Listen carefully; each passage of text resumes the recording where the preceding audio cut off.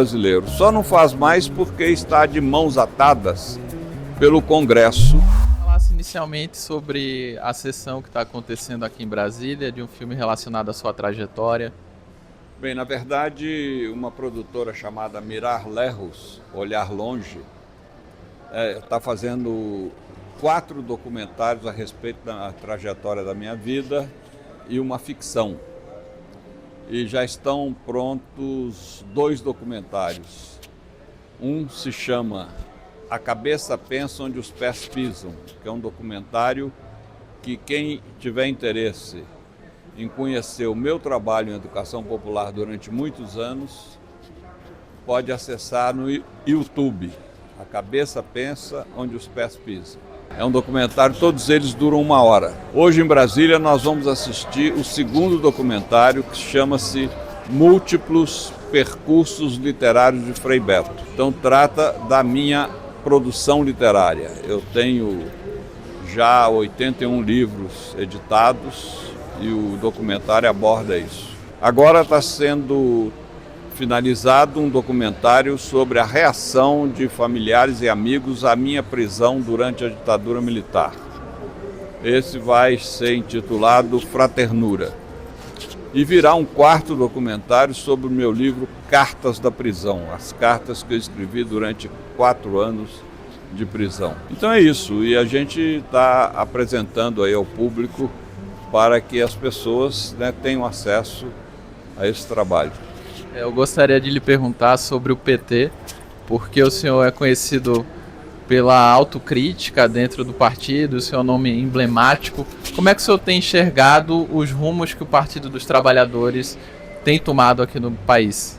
Veja bem, eu nunca fui militante de nenhum partido político. Eu sou um eleitor muito assumido do PT e do PSOL. São os 2 partidos que eu creio que têm propostas para melhorar a situação do povo brasileiro. Ao mesmo tempo, eu sou crítico não só da esquerda, mas eu sou crítico da sociedade em que vivemos. Eu sou crítico, inclusive, dos projetos socialistas. Eu tenho um livro chamado Paraíso Perdido, em que eu desenvolvo isso. E aqui no Brasil eu fiz um livro sobre a crítica da esquerda, quase 20 anos, ou há 20 anos, chamado A Mosca Azul. Então, o que eu vejo é o seguinte, o PT hoje faz um excelente trabalho no governo Lula em benefício do povo brasileiro. Só não faz mais porque está de mãos atadas pelo Congresso, que Câmara e Senado estão majoritariamente ocupados por corruptos, oportunistas, carreiristas, enfim, pessoas que não têm nenhum compromisso com os excluídos, os marginalizados, os discriminados. Eles só têm compromisso com a conta bancária deles. Então, realmente, o que nós temos que fazer nesse ano de 2026, do ponto de vista político e prioritário, é reeleger o Lula e mudar a composição do Congresso Nacional. Eleger deputados e senadores que comprovadamente estejam comprometidos com os excluídos e com os mais pobres. Uma proposta do Partido dos Trabalhadores que te chama mais atenção em 2026? Não, a proposta número 1 é reeleger o Lula. Isso é que é a mais importante. Mas também agora aprovar, o fim da escala 6x1, tentar aumentar a renda do trabalhador, promover um desenvolvimento do PIB maior do que se alcançou no ano de 2025. Então são propostas, reduzir a insegurança pública, enfim, são propostas importantes. Hoje, uma grande conquista do governo foi a quase total redução do desemprego, E na época do Bolsonaro, do Temer, o desemprego no Brasil era altíssimo e hoje nós temos desemprego quase zero nesse país, o que é uma grande conquista, um grande avanço. O senhor citou anteriormente aqui na nossa conversa que o senhor assessora a FAO em termos de alimentos, e ajuda humanitária. Pode falar um pouquinho mais como é que o senhor avalia a situação de Cuba? Exatamente, eu trabalho desde 2019 como assessor da FAO e do governo cubano num plano de soberania alimentar e educação nutricional. Cuba passa por um momento muito difícil devido à pressão do governo Trump, que quer asfixiar o povo cubano pela boca. E como? Impedindo que Cuba receba petróleo. Quase toda a energia de Cuba é mantida graças a petróleo importado, porque Cuba produz muito pouco petróleo, o suficiente para atender a 40% das necessidades. Então 60% dependem da importação.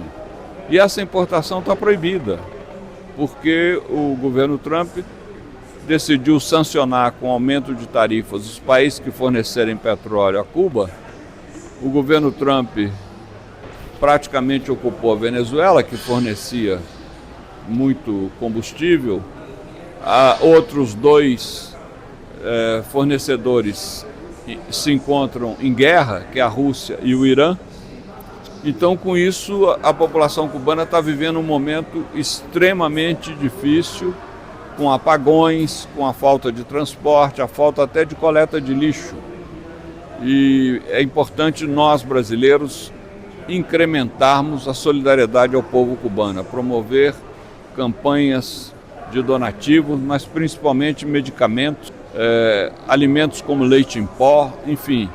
E o turismo, quem puder ir a Cuba, isso vai favorecer muito a população cubana sentir presencialmente a nossa solidariedade. O senhor saberia informar quando é que chegaria essa ajuda? Não, essa ajuda já está chegando. Não, muitos países como o México, o Brasil mesmo. Não, sim, do Brasil. Não, o Brasil já tem enviado alimentos a Cuba. Soja, milho, leite em pó, penso para alimentação animal. O Brasil tem ajudado bastante. Diante dessas ações militares dos Estados Unidos na Venezuela e no Irã, o senhor vê algum risco iminente de alguma ação semelhante em Cuba? Não vejo por uma razão histórica. O governo americano aprendeu com a história, na experiência deles, que você derruba um governo, mas você não derruba um povo. Os Estados Unidos derrubaram o Saddam Hussein no Iraque, derrubaram o Gaddafi na Líbia, mas não derrubaram o povo vietnamita, foram derrotados por um povo camponês, pobre, com armas quase artesanais. Não derrotaram os cubanos na tentativa de invasão da Baía dos Porcos, em 1961, e não derrotaram os afegãos. O Talibã está lá de novo governando o Afeganistão. Então eles sabem que qualquer tentativa de mexer com Cuba é enfrentar um povo consciente, organizado, que vai ter uma reação que no mínimo vai exigir a presença de militares, de soldados dos Estados Unidos em solo cubano. E isso vai ser um arraso para esses soldados, né? Porque, então eu creio que o Trump vai continuar com essa política de tentar asfixiar pela censura dos portos, pelo controle dos portos, ameaçando com tarifas os países que levarem produtos para Cuba, ou ameaçando até com ação criminosa terrorista, como ele fez com barcos de pescadores na Venezuela. O senhor mencionou que está morando em São Paulo, né? Está vindo aí de sua visita. Eu tenho duas perguntas.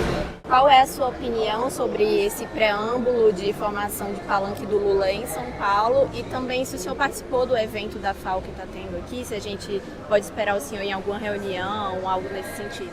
Não, eu vou começar pela segunda pergunta. Eu não participei da reunião da FAO porque eu estava numa outra agenda de trabalho. Fui convidado, etc., mas não tive oportunidade de participar. Agora, eu acho que a escolha do Haddad como candidato a governador foi muito acertada. Ele tem chance, sim, de derrotar o Tarcísio, porque o Tarcísio, a população de São Paulo está muito incomodada com a insegurança, por um lado, e com a mortandade da polícia do Tarcísio. Ou seja, como o filme do 007, os PMs de São Paulo, da Polícia Militar, têm licença para matar e nada acontece. Quando vão a juízo, são absolvidos. Então, realmente, é muito grave o que está acontecendo em São Paulo. Eu acho que o Haddad é uma figura que se impõe pela seriedade, pela ética e pela competência. E daí a minha esperança de que ele venha a ser governador.